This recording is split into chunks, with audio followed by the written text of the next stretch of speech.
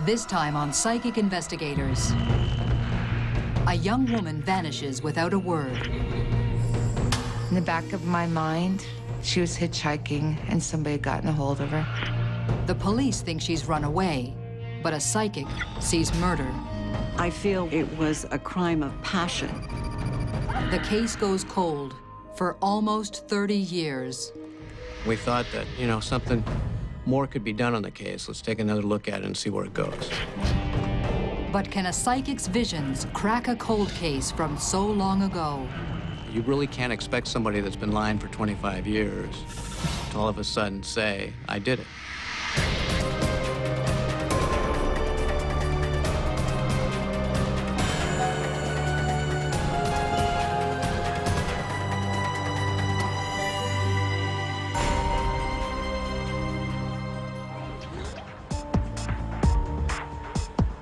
Los Altos, California, in the foothills of the Santa Cruz Mountains. Once known for its orchards, by the late 1970s, it's become a bedroom community for Bay Area commuters. It was a very quiet, calming place. It was affluent as it is today. People who lived here cared greatly about their community. Los Altos is a safe haven, a good place to raise a family, or so it seemed. On March 28, 1978, 17-year-old Laura Ann Byerly, a student at Los Altos High, vanishes without a trace.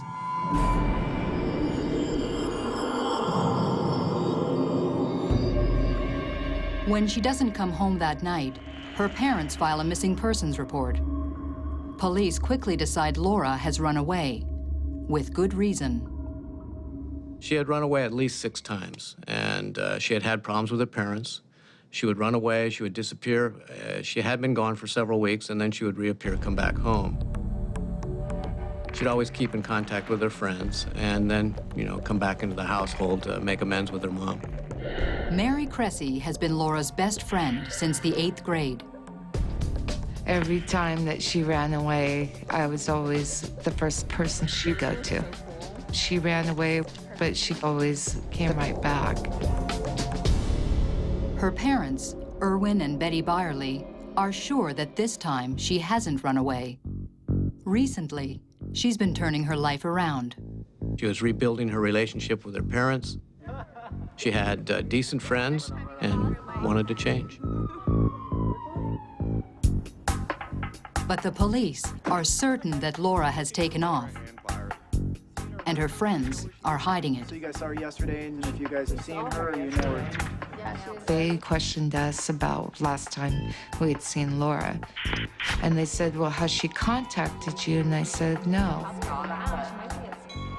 I was like a sister to Laura. We stuck together through everything. We would take her parents' station wagon out, and we'd unhook the speedometer so they wouldn't know we were going somewhere. We would say we'd be in town going shopping, but actually we'd hit Santa Cruz. She was just a social butterfly. She trusted people. At the Byerly's insistence, police proceed with a routine missing persons investigation. They discover that the day she disappeared, Laura broke up with one young man, Scott Schultz, and made a date with another, John McFoland. The day she had disappeared, she had gone to school that morning. She had the same class as this John McFoland in the morning. 2 witnesses say they saw her leaving, going into the parking lot area. She did not go to her second period class. She was never seen again.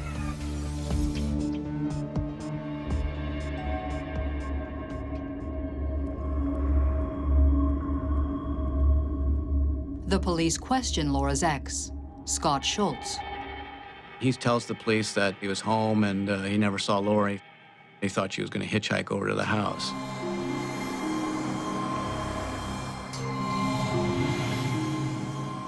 The police have no reason to doubt Scott Schultz. Laura is known to hitchhike. With no witnesses and no evidence of foul play, the investigation winds down. But there's still no sign of Laura, and her mother won't give up. She didn't know why she would run away. She didn't know why she just disappeared. She had no idea what happened. Betty felt in her heart something had gone wrong. I was the one that suggested to hire a psychic, and that's where Annette Martin came in. Annette Martin is a well-respected California psychic who's helped to solve crimes for law enforcement agencies across the country, including the FBI. 10 days after her daughter's disappearance, Betty Byerly visits the psychic and provides her with a photograph of Laura. I close my eyes and I take a couple of deep breaths, and immediately I begin to receive impressions from that photograph. Laura did not run away at all. The police are wrong.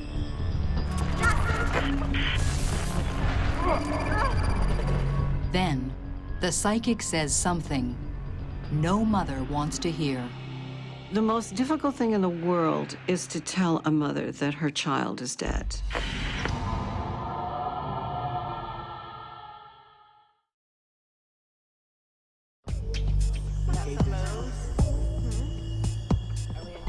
"17-year-old Laura Byerly has gone missing from her Los Altos home.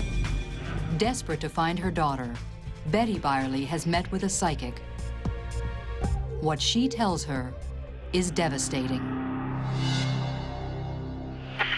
My daughter's dead. It feels that way. Oh my God. It feels that way. Oh my God. I'm not getting any impulses of life here. She's very cold. She's very cold to me. Then the psychic offers another striking revelation. She names the killer. I saw a name, and the name was Scott. She goes, "That's her boyfriend." Then I saw that he had taken her to this place that was in the woods, and saw him driving down towards Santa Cruz. They were arguing and fighting. I saw him shaking her. I feel it was a crime of passion.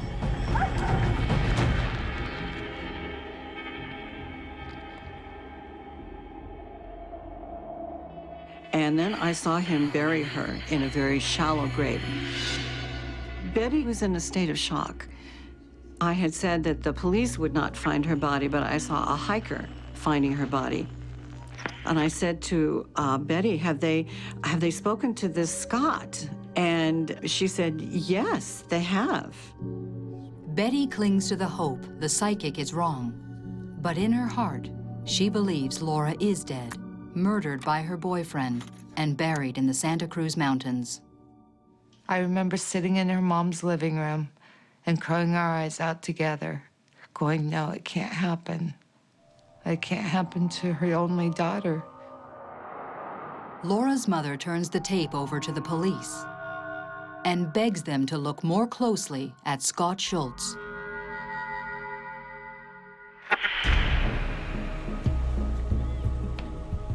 She tells them that Laura and Scott have been dating for 6 months, that he's bad news, controlling and possessive, a dropout who's going nowhere.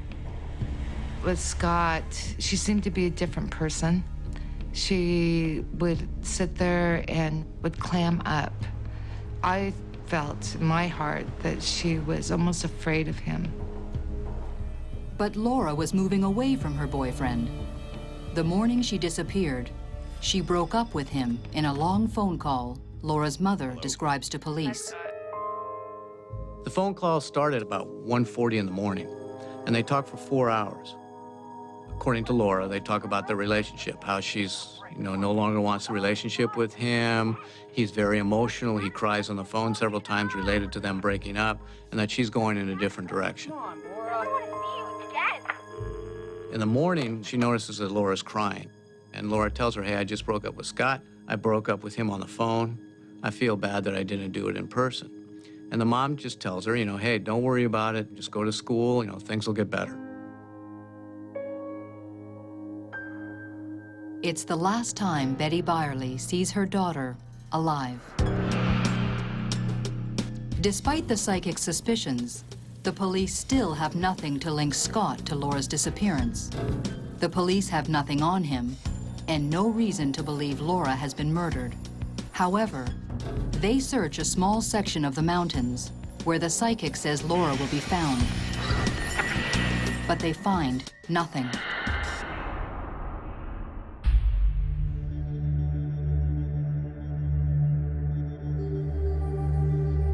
Police set the case aside. Weeks and months go by with no news. Then, more than a year after Laura vanished, hikers in the Big Basin State Park make a grisly find.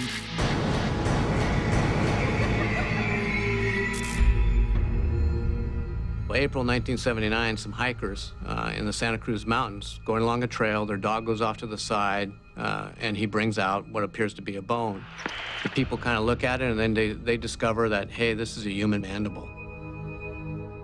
They also find some clothing and some other items, and they gather all these items. So they go alert the ranger who then calls the police department, and they recognize it as a crime scene.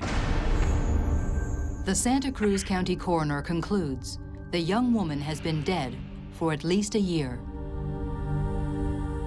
Her name is Laura Byerly.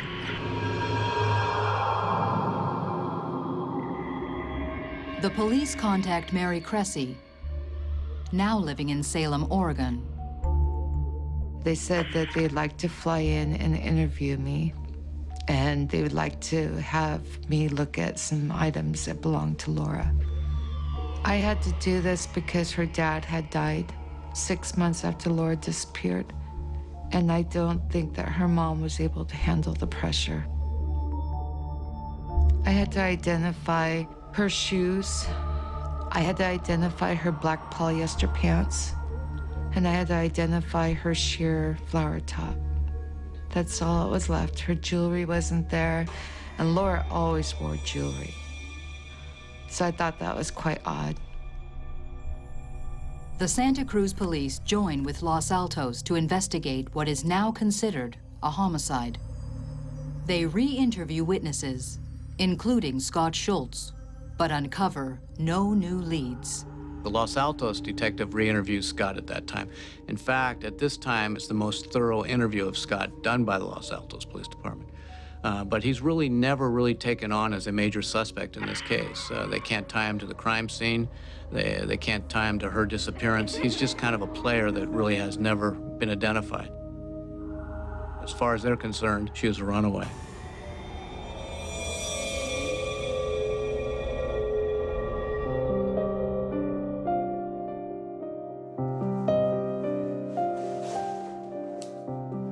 Again, the case goes cold.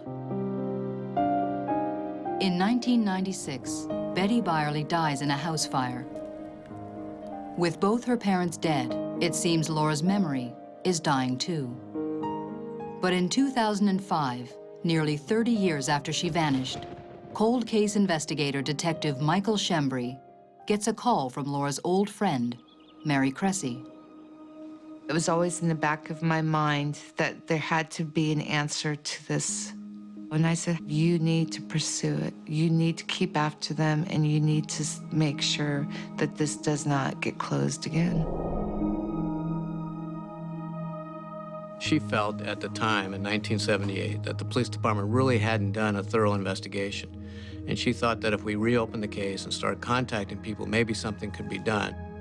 And especially in this case, because there was really no family members alive, and there was really nobody else that was, kind of holding the torch to get this thing done. We read it, and we thought that, something more could be done on the case. Let's take another look at it and see where it goes.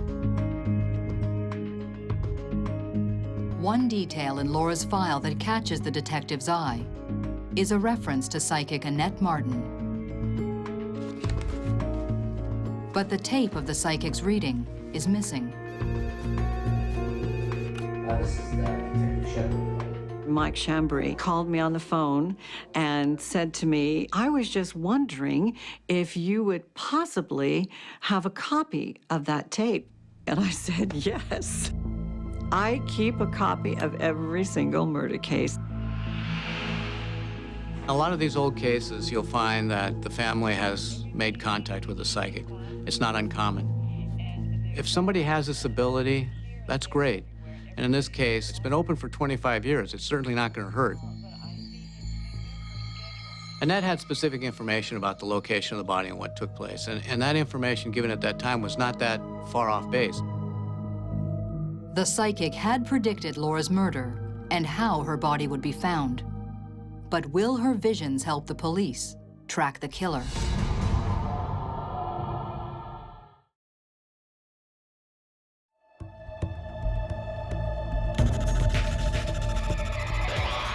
It's been nearly 30 years since the remains of 17-year-old Laura Byerly were found in the Santa Cruz Mountains. Her killer has never been found. Cold case investigator Michael Chambry listens to the long-lost tape of a psychic reading. Scott definitely has something to do with her disappearance. He's very sick.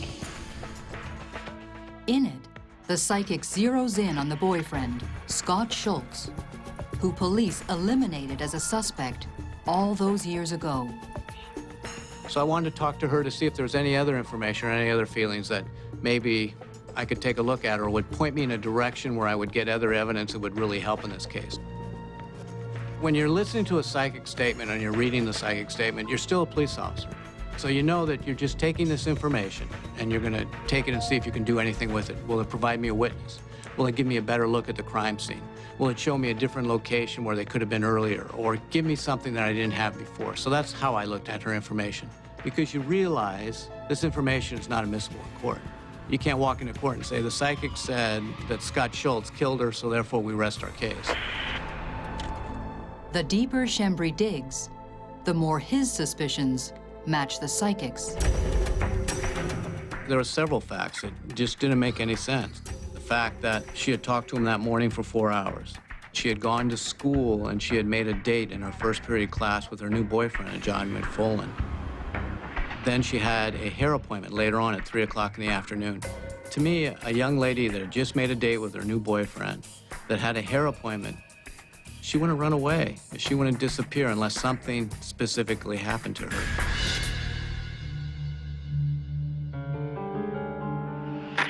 Chambry tracks down Scott Schultz, now 46, and a mechanic in Loveland, Colorado. Before interviewing Scott, the detective talks to Cheryl Schultz, his ex-wife. The story she tells him only serves to heighten his suspicions. She talks about an incident in 1990 where she is going through his items. She finds this box in the back of one of his dressers. And inside the box, she finds this article about this girl that has disappeared and the bones being found in the Santa Cruz Mountains. She also finds a ring and she finds a couple other items. And she kind of wonders, who is this? He's never talked to me about this, but obviously it's pretty important because he's kept the article. Eventually she asks him about this and he just kind of blows it off, just saying it was an ex-girlfriend. So you have that information, it's like, why would he keep these items? Re-interviewing everyone who gave statements originally finally pays off. A woman who was a friend of Scott's reveals to Chambry that 30 years ago, Scott's uncle owned a weekend home 8 miles from where Laura's body was found. Scott knew the area well. When I saw that he had an uncle that lived on China Grade, then I knew I could tie him to the crime scene. And once I knew I could tie him to the crime scene, then I knew this case was over with. All I had to do was build it up. All I had to do was get the circumstantial evidence that would put it all together, and that would give you enough probable cause to arrest this guy. The 4-hour phone call, the box of mementos, now the connection to the crime scene. The detective has enough for a warrant. August 23, 2006. Schembri searches Scott's Colorado home. He discovers Laura's rings, her photograph, and a news clipping. Crucial evidence. Schembri gives psychic Annette Martin a call. Michael Schembri told me that he was going the next day to Colorado to arrest Scott. And I said, oh, wonderful. Finally, we're going to have closure on this case. Scott Schultz is arrested for the first-degree murder of his high school girlfriend, almost 3 decades earlier. They called me up and said that they had just arrested Scott Schultz for the murder of Laura Byerly. I'll never forget it. And I just burst out in tears and said, finally. Brian Welsh is the DA who prosecuted the case. This really was a classic case of all the circumstantial evidence, when looked at in its entirety, pointed to Scott Schultz and his guilt. But he had steadfastly denied killing Laura when he had been interviewed on a number of occasions by the investigators. Scott Schultz is extradited to California, where he pleads no contest to a reduced charge of voluntary manslaughter. Voluntary manslaughter in this case is referred to as a heat of passion crime. Under California law, a person can plead either guilty or no contest. In this case, he pled no contest. At the time he entered the plea, the court informed him that a no contest plea would be treated as a guilty plea. By pleading no contest, Scott Schultz avoids the uncertain outcome of a jury trial, and the full details of how Laura died are never revealed. But the cold case investigator's best guess is that she and Scott argued, emotions ran high, and Scott killed her in a fit of rage, just as the psychic visualized all those years ago. Some people have the ability to see things. I mean, as you get older, there's a lot of things that you really firmly disbelieve when you were younger, that as you get older, you say, you know what, maybe that's possible. Because he was a minor at the time, Scott Schultz is sentenced to just 2 years in prison. I was saddened. Here, my best friend's gone, and all he got was 2 years. Where's justice? I feel in my heart that justice will be done, and he will eventually have to pay the price fully. One thing is certain. Without the psychic insights of Annette Martin and the dogged determination of a cold case detective, the murder of Laura Ann Byerly may have remained unsolved forever.